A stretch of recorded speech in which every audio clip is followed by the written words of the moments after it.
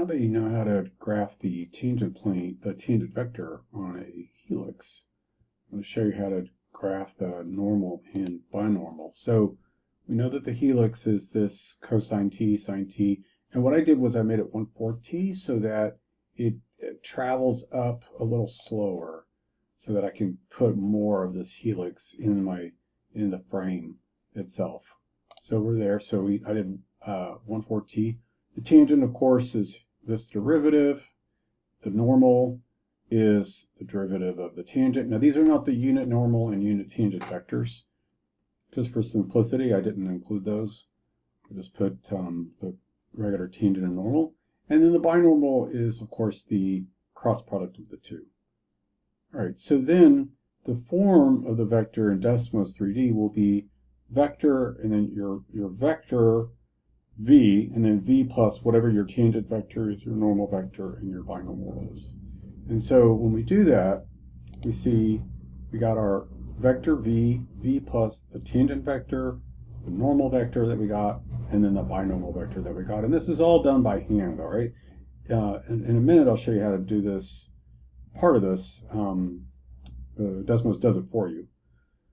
And so we see that now we have our Frenet frame, Frenet frame, F-R-E-N-E-T, for Frenet frame. That's the binormal, normal, and tangent vector all together on the helix, and we can look and see that sure enough, let's do this, clicking on this, remember, gives you the XY plane. So as we allow this to go, our normal vector is, of course, pointing, our normal is orange, pointing inside at all times. Our tangent vector is always tangent to the curve. And then our binormal, if you notice the binormal, the blue one, is always, let's do this, is always pointing up like it should. All right, now, there is a way to cut out some of this work, and that is, and I'll just do it with a different function entirely. You can call your function, let's say it's v of t is t sine t, and essentially this is just a sine curve in the z equals x plane. So if you look, z and x are equal. So I go down here and I say z equals x. Notice it lives in that plane.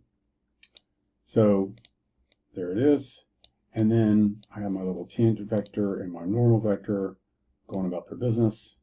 So what I've done here is I've let s be a new function, and that's going to be v of u. And what that does is it allows us, since t is the parameter, it allows us to get a solid curve, not just the dot itself. See, v of t is just the vector, it's the vector that represents from the origin. And so what I can do here is I can let r be the original vector plus the tangent vector. That's going to be the purple one here that you see. Let me zoom in. Go back.